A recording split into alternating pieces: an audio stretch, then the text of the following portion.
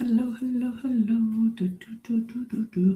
All right, I'm live on multiple channels. So if you're tuning in on YouTube or Facebook, just give me a minute while I share out on my TikTok channels. So just give me a second.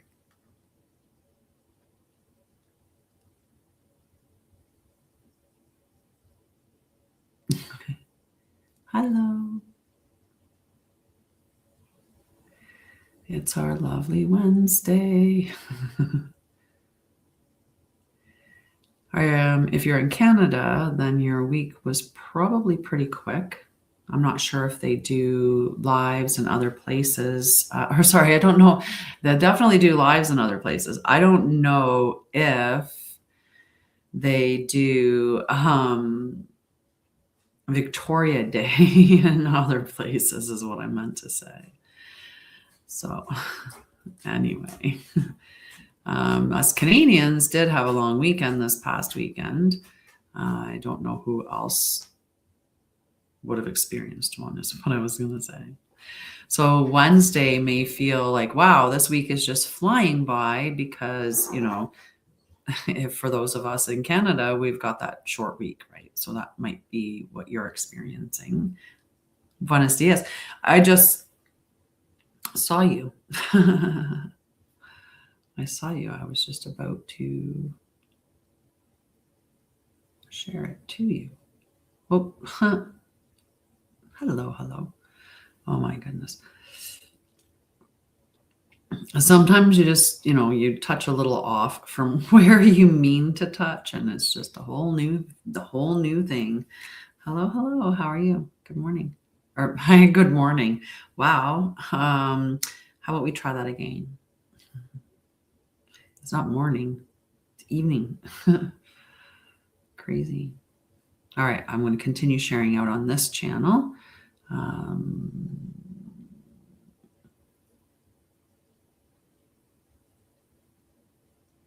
Yeah, it's in and around this range somewhere. So we'll just start there and go with that. Okay. Hello, hello. How are you? I guess I could look up instead of looking down at the...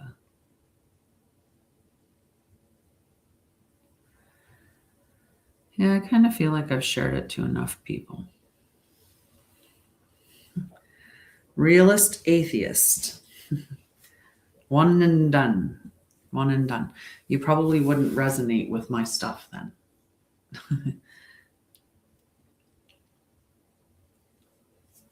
Hi, guys. Hello, hello. Hi, Riley. I always say hi. I forget that just when it says their name, it just means that they're probably online at the same time. It doesn't mean that they showed up, but I tend to do that. I'm like, hi, because I saw a name of someone that I know. Yeah. We're going to talk about a couple of things today. I'm going to do an energy check-in with my cards in a moment. I cleansed them before I started, so, the cards are clear. And so I'll do the reading, and then, which is, like I said, it's a collective energy reading with my exclusive Etherian tarot. So I created this deck of cards. It's a tarot deck that's expanded to include the fifth element, just to give it some understanding. And I did all the pictures on it, did the book for it, have it all ready to go into publication at some point. But for right now, I'm just using it. So it's an exclusive deck, but I'm going to do a reading with that, which is essentially, it's just the regular tarot deck with the ether element. So an extended element. Mm-hmm.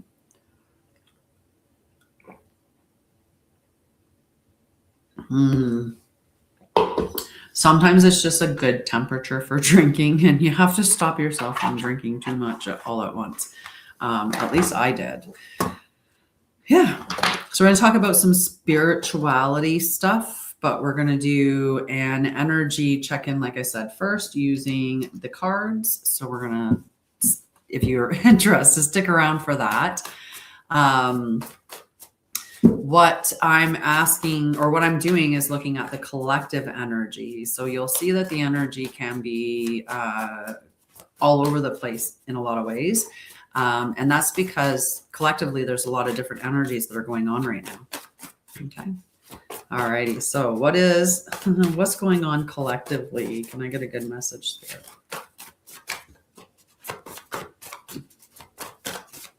Hello, hello. How are you? How are you? We're going to talk about spirituality today, though. That is the one thing that we're going to talk about because it's Wednesday. Wednesday is about embodied wisdom. And what that's all about is walking the talk. It's living the way. It's being, standing on what you say. So this is where you learn and do the spiritual practices, and you live what you speak. You speak what you are on point. So what we talk about today, we talk about a bunch of different things. I talk about all the different things that I teach, which can be, nervous system regulation. It can be talking about your spine as antenna.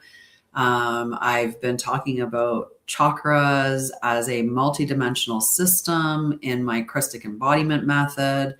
I talk about things surrounding trauma, mental health, healing, awakening, all of that stuff.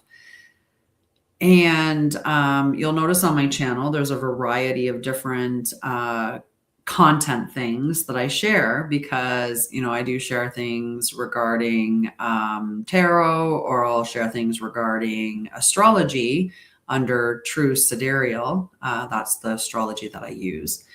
But I do channel messages, and I've done energy healing. I've done a lot of things. But anyway, the whole point of today's is just going to be talking about spirituality and talking about some spiritual practices and other things. But mostly I wanted to talk about the concept of consent, and consent as it is in regards to energy, spirituality, because there's a couple of different camps on this point. And so I just want to give you a viewpoint on it. So let's see what our collective energy is. And once we get through the collective energy reading, we'll do some other stuff. The cards are flying now. They were a little bit slow there for a second, but all right, spiritually, energetically, sorry. Can you let us know what's going on with the collective? Oh, nice. That's a good card to have upright. Whoa. All right, I have a bunch of cards to pick up now that have fallen out of the deck. So just give me a second to get those cards up. I just wanted to make sure that we were good and done with it. And let's see if any fell on the floor. Oh, underneath. Yep. There was one all the way down there. Okay. What do we got here for all of our cards? All right. So far, we're not doing too bad. We'll see. All right. All right. So the first card that came out, and when I'm doing the collective energy reading, I'm going to talk about how these cards are taught, or how these cards are explaining the energies that are going on. And you'll notice that it's like we're living in different realities. And well, that's true because, well, my reality is different than your reality, and your reality and your reality, right? Like we all are living in different realities, right? I'm not married. I have a dog, right? So, and I'm a woman. So, I mean, if you're a man, you already have a different reality than I do. If you live somewhere other than where I live, your reality is different. Your upbringing, your conditioning, programming, all of that different, so your reality is different than my reality, but our collective reality gets shared. So we have kind of local reality, right? Like you know that, right? You go in those little one-hit towns and there's a real local reality. And then there's a global reality, right? There's what we globally believe as a collective. So when I'm talking about this energy, you'll see how it kind of melds into different spaces, right? So it'll make sense to you that you've seen people who are like that, but then you'll see other ones where you're like, no, I'm that. So we'll talk about that. Hi, Shelby. How are you? Well, maybe you want to learn about spirituality or healing or awakening or those kinds of things. Or you need help with your nervous system. I'll talk about all of that in a minute. And maybe you just needed the reading. Okay, so the first card that came out was the World. And the World is about completion. So we have a lot of people right now. We have everybody's awakening at different stages. And I shouldn't say that everybody's awakening, because some people are here to show us exactly what happens if you don't awaken, while others, they're completely opposed to it. All right. They, they are rah to the other side. So they're not looking at what we're doing in that sense. They're not trying to do that. But there's many of us that are on this pathway of enlightenment. We are working on our ascension. We're evolving, stuff like that. So this is what the World card is talking about. It's talking about this completion, this mastery, and it can be talking about divine union as well, cosmic flow. It's really in connection with your spirituality, with your spiritual team. And this is what some of us are experiencing right now, because we're doing the work. So we're completing the cycle. And the whole point is because we came here for Mother Gaia. We came here to help the earth. We've got the Page of Fire coming out, and the Page of Fire, this is inspiration and enthusiasm and creativity and new opportunities. So it's a really beautiful energy that's coming out. And many of us are feeling that, this energy as we're moving through the collective energy. And what I'm meaning right now, when we're moving through this week energetically, where the planets are in the transitions that are happening, there we go. The planetary transitions that are happening this week, we are moving towards more of that energy of go, go, go. Let's do this, right? So there's that energy that is really propelling us forward. So that's coming up with that Page of Fire. And many of us are feeling that. We have the Seven of Fire, and the Seven of Fire is defiance and resilience.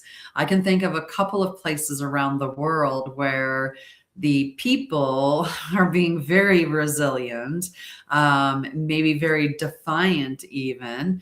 They're protecting their countries and their way of life and all kinds of things. And so we are seeing this. We're seeing people holding their positions and asserting themselves more, and people who are enforcing boundaries. And so that's what that Seven of Fire is talking about, is those individuals.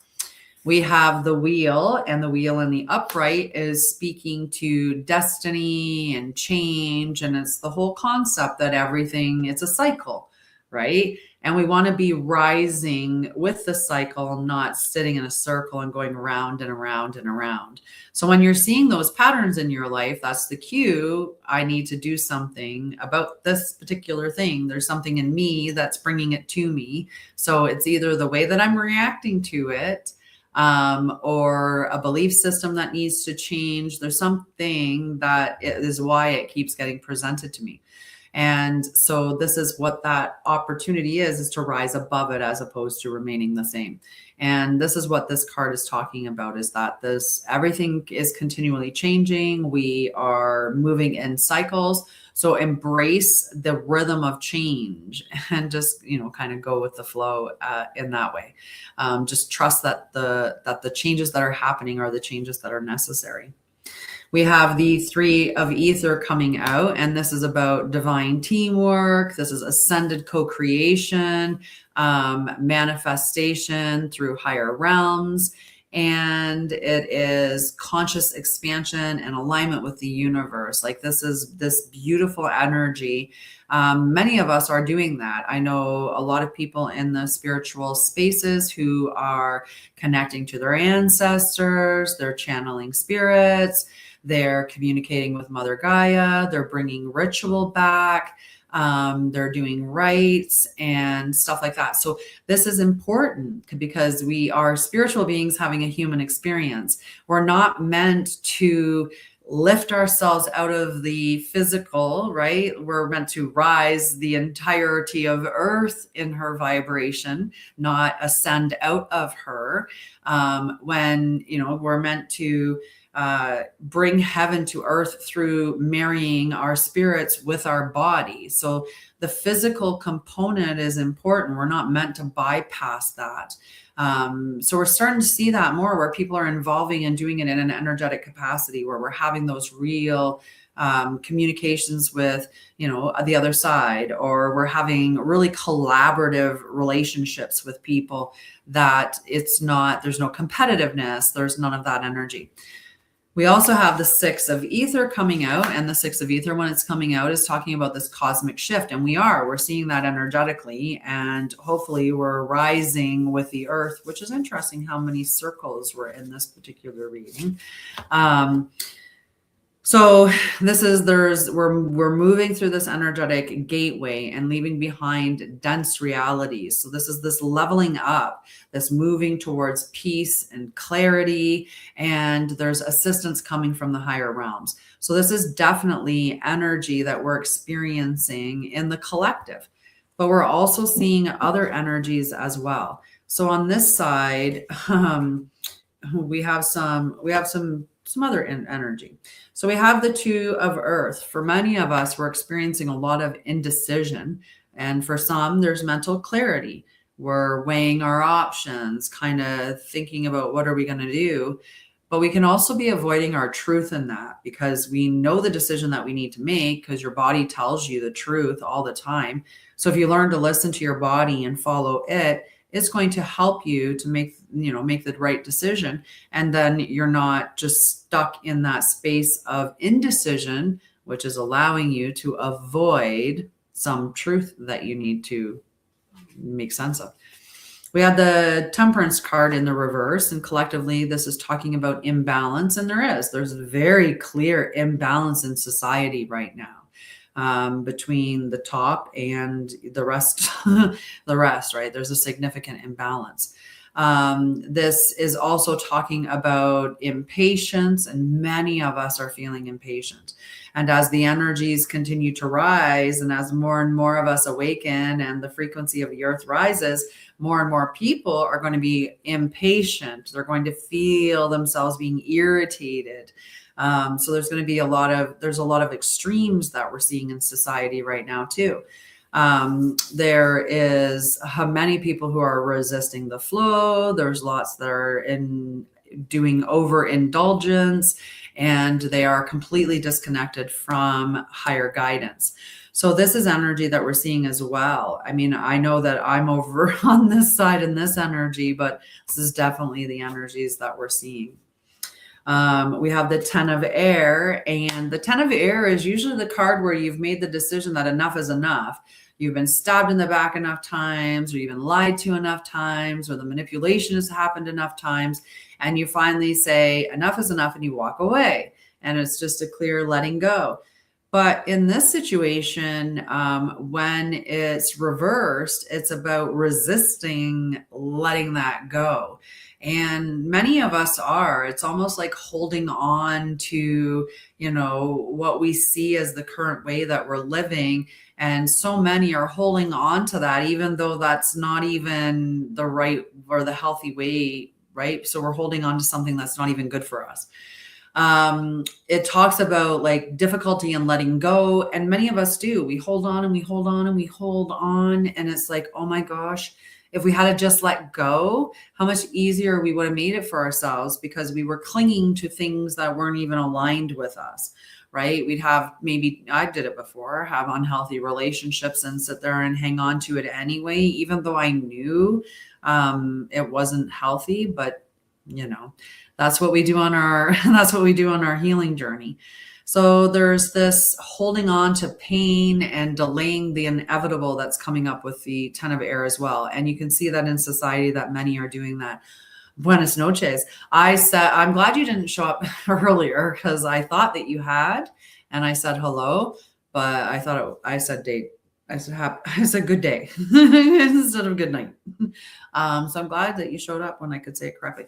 We also had the page of air in the reverse position, which is talking about the members of society who are overthinking and they have just really scattered thoughts. There's a lot of doubt and confusion, and some are resisting knowledge. It's like you can see the truth in front of your face, but you'd still deny it. And many of us do that, right? We were taught something in school and we hold, oh, that's the truth. That's the truth, the truth, the truth. And you can see it right in your eyes and go, but that doesn't make any sense. But school told you this. So you just fight tooth and nail to make that, whatever it is, fit with what you were taught. And you fight for it. And that's what that resisting knowledge is. That even though your body's telling you, wait, this isn't true. There's something you need to be looking at here. There's something you need to be at, like some question you need to ask. I had a post come up on my thing today, and it was a reel, and the reel went right away. It went, people never ask why the moon is out during the daytime. And I had to send it to my friend because we do. we ask all the time. We talk about it all the time. Every time we see the moon out during the daytime, we're like, not your turn, moon, right? You don't see the sun doing that. And we say that all the time. So it was quite funny to see that this post came up saying the same thing.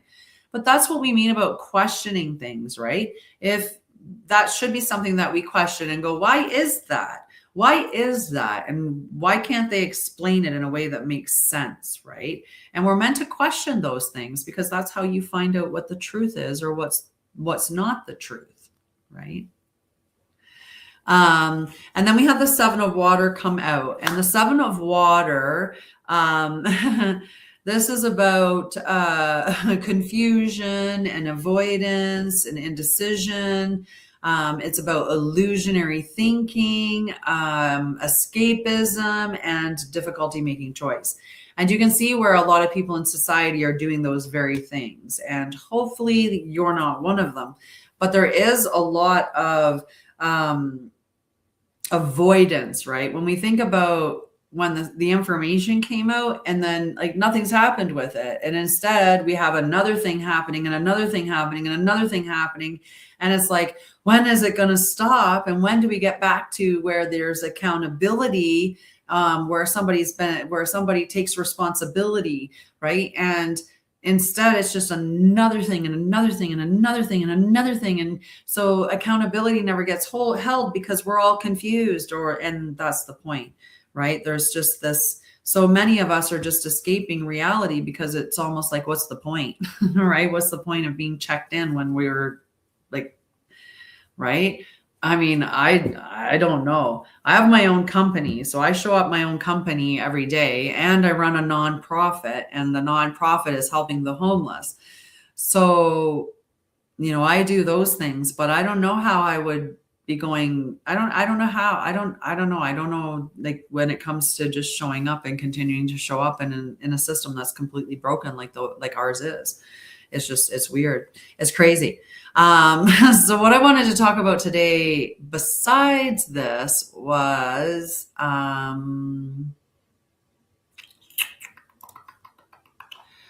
consent, spirituality, energy healing, all of that stuff. Okay.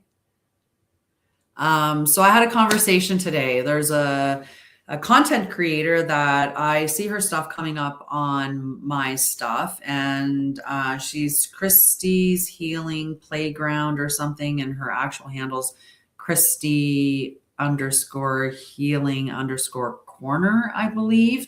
But anyway, she had put a post up about doing energy healing. And when she started the post, it went straight into, you just go, just someone with pain, just find somebody with pain and just do energy healing on them. And I commented in the post, get consent. And I uppercased all of consent and then said, you always need to be getting consent. And so she she commented on my comment, and we were having conversation back and forth. And she said, well, I have so much to say on this, so I'm going to stitch your comment. Well, she couldn't stitch my comment, but she eventually made a video to work with it. and went on to tell me about all of this stuff, and that basically my ideas that you need consent spiritually is like a man-made concept. That when we get to unity consciousness and we're all interconnected, that stuff all goes away. And I disagree. And I'm going to speak about this today because I think it's a very important thing that the spiritual community maybe glosses over or gets slightly incorrect. So I want to talk about that a bit so that you guys you understand as well, right? So when we're doing spiritual work, whether that's energy work, doing a reading, when if I was to even doing a natal chart, and to do a natal chart, to look someone's information up, you should really have their consent to go deep into their information, to have someone's entire birth information, date, time, place of birth, and to run that information and get all their stuff and dissect that. That's pretty invasive, right? It seems pretty invasive to me. To do readings on people, right? To dip into somebody's energy, to do a psychic reading on somebody. You lucked out finding me today? So, a person's soul, their energy, their body, their emotion, and their psyche, it's all interconnected, right? Our multidimensional selves expands across 7 energetic layers. So it's not like you only have to ask for consent on the physical, but then every other layer that's out there, you can just go and do whatever you want with, right? Like that's not the way that it works, right? When we want to be asking for consent before doing anything. So one of the things that the content creator brought up to me is, well, when you walk into a room, you feel somebody's energy. You naturally feel it because we're interconnected. Yeah, you do feel other people's energy, but that doesn't mean that when I feel that there's tension in the air, that doesn't mean that I immediately go into that person's energy and I start going through their body, trying to figure out exactly where the tension is, what it's linked to. I don't just immediately do healing, reduce the tension that they're experiencing and move it out of the way. That's a violation of their consent. That's me thinking that I know best, and that's me being spiritually narcissistic, right? So we have to be aware of this stuff. Permission matters, presence matters, autonomy matters, interpretation is not ownership, and feeling connected to somebody is not the same as having access to them. So just because I feel the energy when I come into the room doesn't mean I get to do a psychic evaluation of you, right? It doesn't mean that and it's the same thing. Like, so what I said to her was, well, one, I was a nurse for over 20 years, right? I worked as a nurse, so consent is huge for me. And then not being a nurse, I would ask somebody before I kissed them. I would ask somebody before I touched them. I would ask somebody before I did surgery. I'd ask somebody before I gave them medication. Like we're supposed to be looking at the age of consent. So anyway, this is just some of my stuff that I want to talk about around consent. Okay. So where is it really important that we get consent? Well, when we're doing energy work and healing. So sending someone love, prayer, compassion, or well wishes is generally different from attempting to alter, clear, enter, scan, manipulate, or work on someone's field without permission. Okay, there's a big difference.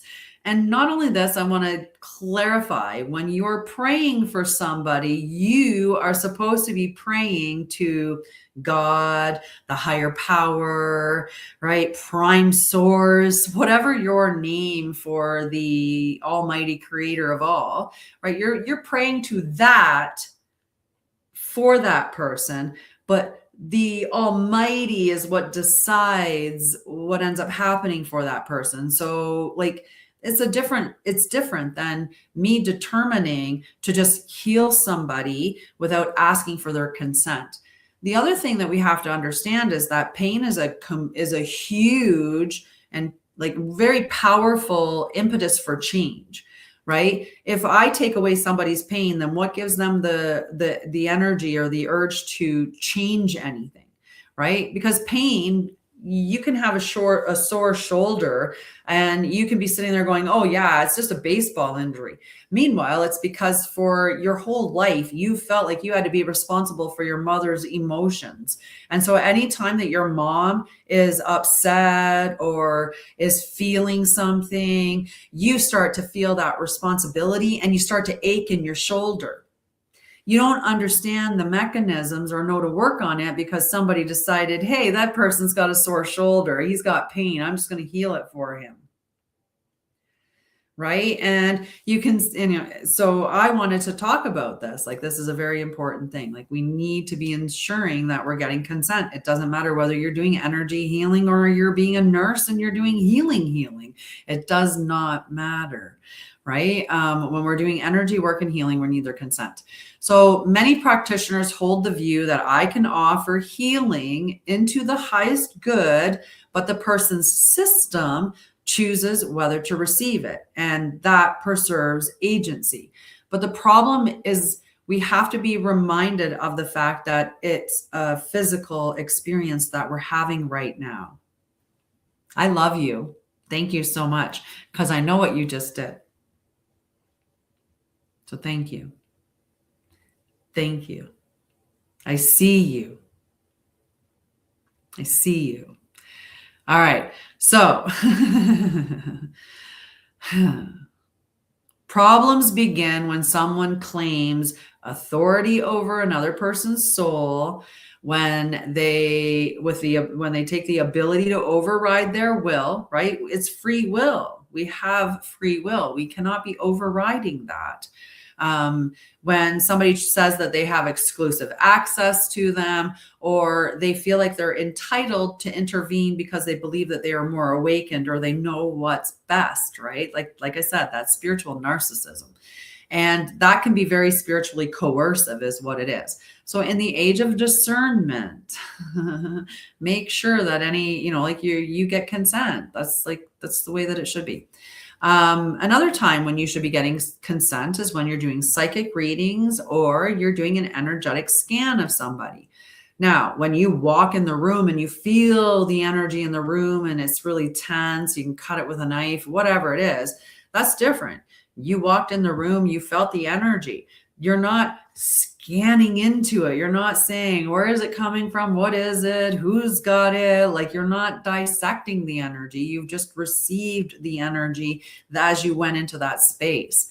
So there's a difference between intuitively sensing the dynamics naturally versus intentionally probing into someone's emotional, sexual, relational, or spiritual life without consent. Most people justify invasive behavior by saying their higher self allowed it. Did it? But how do you verify that claim? Right? How do you verify it? So there's no objective way that you can verify that, and it doesn't matter anyway. We're not in the spiritual realm. We are in the physical realm. And because you are physical, then you need their physical consent. You can't bypass their physical and say, I got their higher self consent, because did your higher self bypass you? No. So you didn't get consent, right? So the healthy discernment has to be asking, is what I'm doing, is it respectful? Is it necessary? Is it even necessary? Would I be comfortable if someone did this to me? And am I honoring this person's humanity, right? Because I have I have to be able to move through the spaces that I have to move through and have the experiences that I'm meant to have. And if somebody was to take away, say, some element that I was meant to experience, and because I didn't experience that, I'm going to stay in this space that I'm in for, more time, because that was what was going to be the thing that made me change, because it was my rock bottom. But somebody took it away from me because they thought they knew better. That's not right. So you have to be wise when you're doing spiritual work. No different than if you're a doctor, a nurse, any healthcare practitioner, any therapist, any of that. As a spiritual worker, as someone that's working with energy healing, who claims to be psychic, all of that stuff. People come onto my channel and they ask me, hey, tell me what so-and-so, da, da, da, da, da. And I'm like, no, I don't do that. I will give you the best card for you, and you can interpret the message that I deliver to you in whatever way is for you. But I will not do readings on other people for people, because that's not their business. And I need their consent. That's my thing. So the other thing is with twin soul or with twin flame or soul contract narratives. So this is another big area where consent can become distorted. A spiritual connection can be really, it can feel incredibly real, and it can feel really meaningful too. But intense resonance does not remove free will. Perceived soul bonds do not equal relational entitlement. We are destined is not consent, and their higher self wants this is not consent if the human self does not, right? We're having a human experience, period. We can't override the human. A grounded spiritual path leaves room for mutual choice, for ambiguity, for timing, for boundaries, for change, for all of that. Because love without consent becomes control, even if it's wrapped in spiritual language. Like, it doesn't change the fact that it's still control, right? Manifestations involving other people are another thing, where we're manifesting a love connection or connection of any kind, where we're for abundance, healing, or aligned relationships, right? When we're manifesting it in general terms, so we're manifesting love, or we're manifesting the connection, or whatever, that's fine. But it's when we're trying to specifically override another person's agency. So we can say something like, may the most aligned relationship unfold, rather than I will energetically force this specific person into union. And I used to talk about it in the sense that when we were manifesting somebody, we didn't want to be sitting there going, oh, I'm manifesting, it has to be this person. It has to be this person. And you get fixated on that. Meanwhile, that's just blocking you from what is meant for you, because you think it has to be that specific person. But you're also tying that person up energetically as well, or you're at least energetically muddling in their space because of that, right? So you want to honor the possibility that this could be the person, but it also might not be the person. And the other way, though, is just very energetically dominating.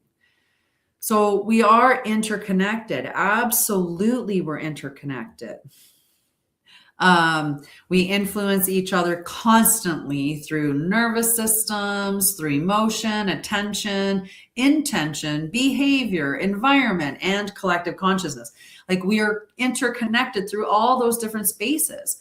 But that's not the same as unrestricted access. A healthy spiritual framework balances unity with sovereignty, because both matter. So the healthiest approach is to ask permission, right? Always ask permission, respect boundaries, stay humble about your interpretation, avoid certainty inflation, distinguish intuition from objective fact, prioritize compassion over authority, and understand that feeling something strongly does not automatically make it universally true. And perhaps more importantly is that you remain accountable in ordinary human reality, not only spiritual abstraction. Okay, we have to be real in the 3D, because that's where we are. And so we can't override it and just be in the spiritual space. So tickle.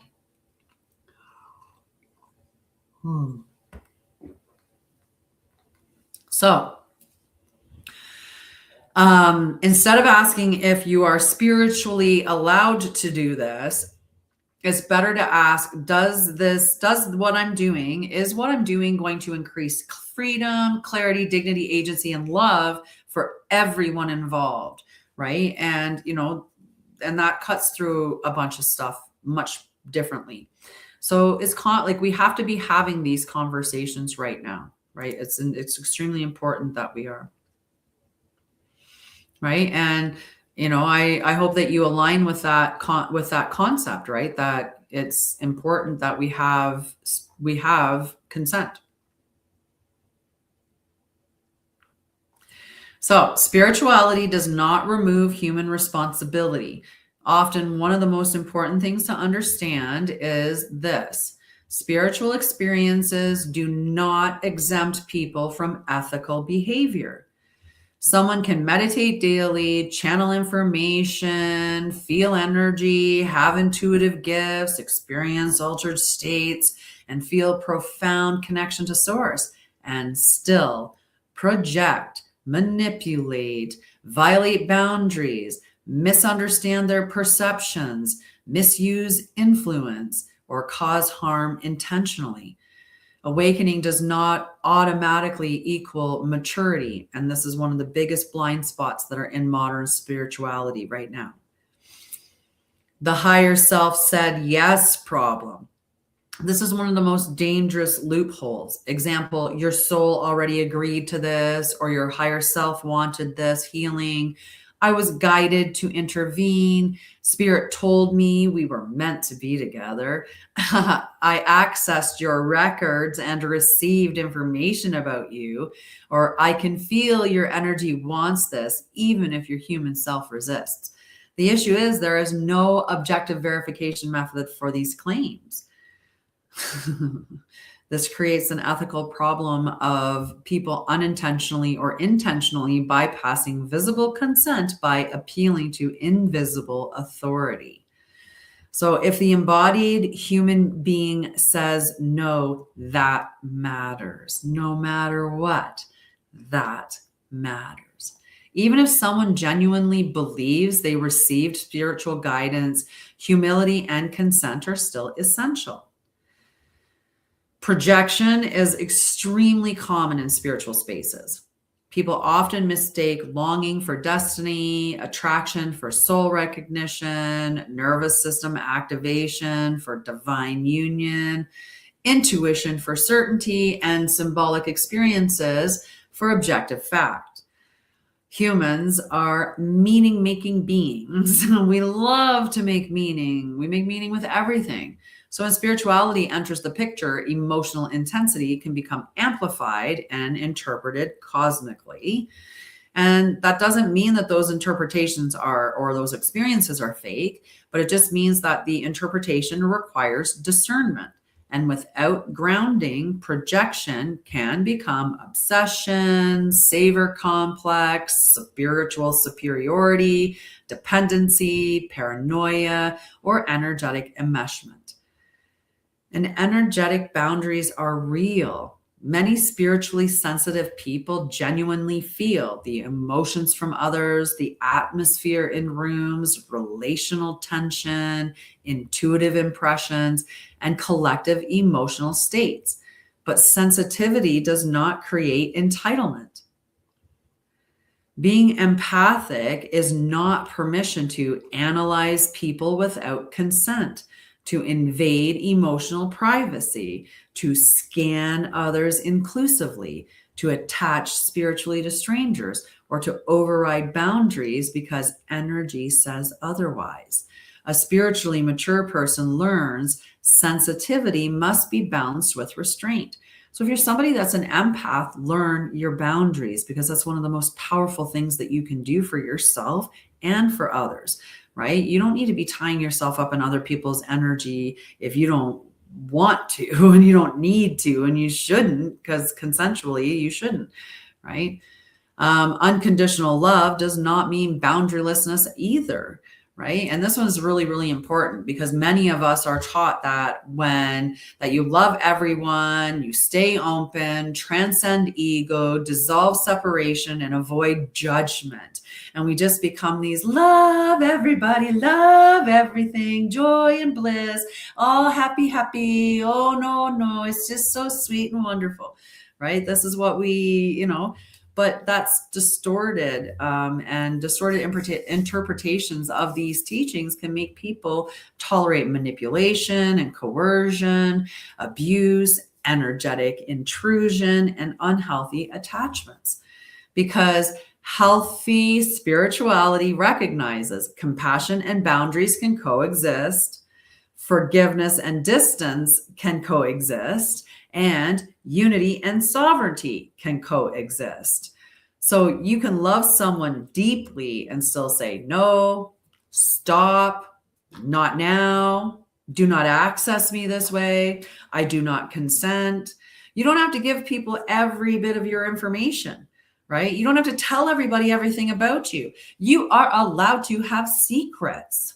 I encourage you to keep areas of your life private to yourself, right? Because you are a sovereign individual and you're entitled to that. But we're taught differently. We're taught that we should tell everybody everything, right? Chatty Cathy over here. So trauma and spirituality can intertwine. And I see it all the time. And that's where I started, is with trauma. And I do spirituality. So I have 3 groups, if I look at it that way. The one group that I have is free, and that's the entranceway, and it's Temple of Light. And it's called Temple of Light because your body is your temple to the spirit, which is the light. So the Temple of Light. So this is the entrance. So we talk about all the stuff that I talk about a little bit deeper. So I give you extra stuff. Then I have the 2 groups, and the one group is the Balanced Self Sanctuary. The Balanced Self Sanctuary is for people on their healing journey. It's that supportive environment where you get somatic practices and all of that stuff. And that's because trauma. So I work with trauma. And then on the other side, I work with awakening and ascension. And so this is where we have the Embodied Leadership Circle. That's the other group that I have, which I think that is just interesting. But trauma and spirituality can intertwine, and they do. So people with trauma histories may seek certainty, seek cosmic reasoning or meaning, seek rescue. They may seek specialness, seek belonging, or seek spiritual authority figures, right? So spiritual practices can become emotionally overwhelming when they're mixed with attachment wounds, abandonment fears, nervous system dysregulation, loneliness, or identity instability. This does not invalidate spirituality. It just means that psychological grounding matters, and you need to be doing your trauma healing and your ascension, right? It's not one or the other. They both need to occur, because sometimes what people call a psychic attack or karmic punishment or divine testing, or even that twin flame running, chasing dynamic, it might actually just be trauma activation, emotional dysregulation, projection, anxiety, and obsession and relational dynamics. It can be a lot of these things. When you do the grounded path, you make room for both. So you can have spiritual meaning and psychological reality, right? We want to ground it in both, okay? Ethical,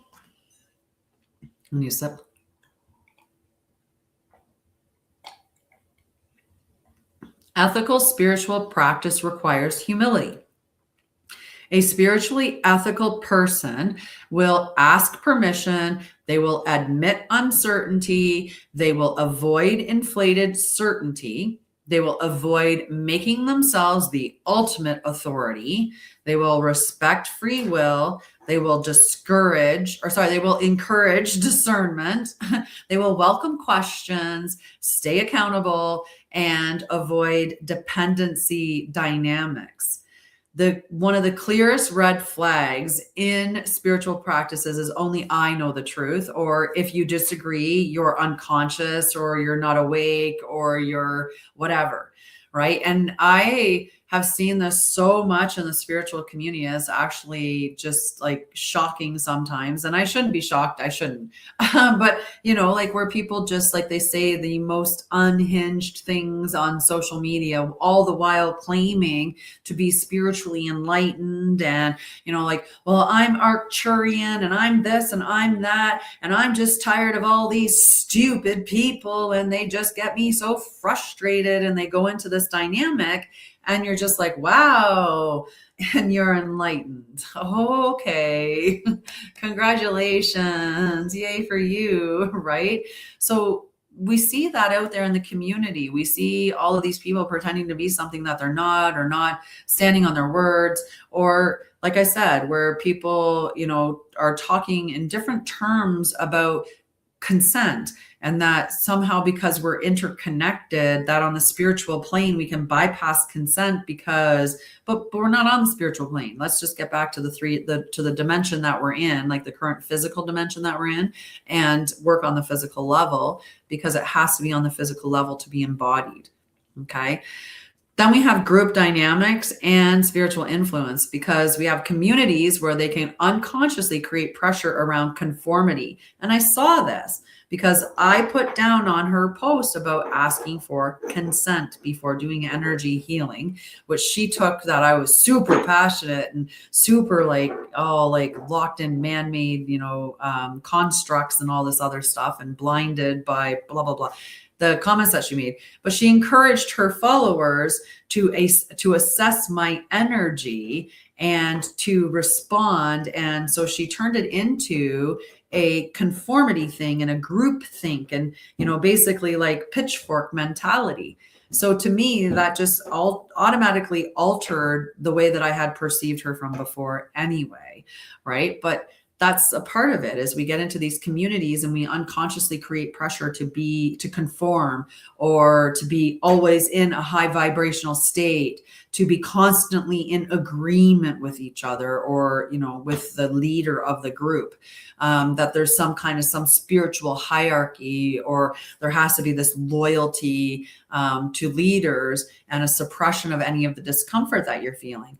And within these groups, people may silence their intuition because they fear being low frequency, or they fear exclusion from the group, or they fear seeming like they're unawakened because they're not getting whatever that person's saying, right?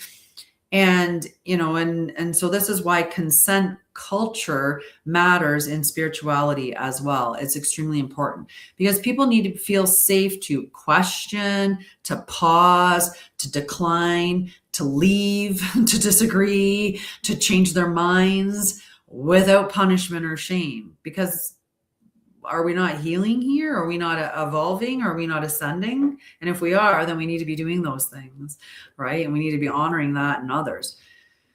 Love without control. Perhaps the deepest spiritual ethic is this: real love expands freedom. Not control, not possession, not domination, not energetic ownership. If a practice, a teaching, a reader, a healer, or a relationship consistently reduces your agency, your groundedness, your clarity, your autonomy, or your self-trust, something is off. It doesn't matter how great the language sounds. Spiritually, something's off, or like something's off. It doesn't matter how it sounds. So the spiritual community is moving towards a more integrated model. And this is the model that I have at Sha'Ryah, right? It includes ethics, it includes consent, trauma awareness, nervous system understanding, like trauma and nervous system stuff's my jam, discernment, accountability, embodiment. We're here on Embodied Wisdom Wednesday, so embodiment's important. Right. And so is discernment. Like, I want you to use your discernment. I want to teach you how to use your discernment really, really, really well, so that you know what the truth is for you and you don't need me at all. So them, as well as relational health, right? This is what we're supposed to be teaching. And I am. But spirituality expressed through a more mature humanity, not one that's disconnected from reality. It has to marry the two of them so that we have more of that real wisdom. So we're not escaping being a human being. We become deeply, responsibly, compassionately human while remaining open to the mystery, to the spirituality, to the esoteric, to the, to all of that, to the energy. So we're not shutting ourselves off from that, but we're still remembering that we are having a human experience. And being that we are having a human experience, we need the consent of the human before we do any energetic or spiritual work on them. So that's what I decided I wanted to talk about today. How are you doing?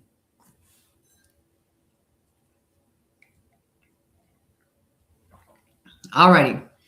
Well, I'm going to head off of here. I love you guys. Thank you so much for hanging out with me for today. I will probably post some of that, share that parts of those lives, because it's important.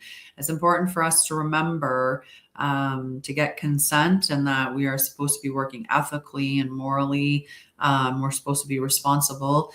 Even in our spiritual practices, we can't just be going around and healing people without asking for their consent first. No different than you would if you were a nurse or a doctor. And you can't be, doing energy readings or psychic readings on people who didn't ask for it and don't consent to it. Right. And it's something that, I hope that you take something away from this live. And yeah. All right. I'll be back on Saturday at 10 a.m. Mountain, where we will be doing the global meditation. It's return to center. We'll do an energy check-in, and then we will do some chit chat, and then we're going to finish it off with our global meditation. And that starts, like I said, at 10 a.m. Mountain. 10 a.m. Mountain. Yes. 10 a.m. Mountain. And so I'll see you there. 10 a.m. Mountain Saturday. And then after that, it is 6 p.m. on Sunday Mountain as well, where we will do the celestial briefing. So we'll look at the energies according to the living sky. So that's using True Sidereal. I use the skylive.com to run all of my stuff. So if you want to know what energies we're going to be looking at for the week ahead, come and join me on Sunday night at 6 p.m. Mountain. If you want to do a global meditation, that's 10 a.m. Saturday. And otherwise, I'll see you back here on Wednesday at 7:30 p.m., where we will once again be talking about things involving spirituality, trauma, healing, all of that good stuff. I call it embodied wisdom, because we have to actually embody it for it to be true, considering we are human beings with bodies. All right. I love you guys. Have a great night, and I will see you on Saturday.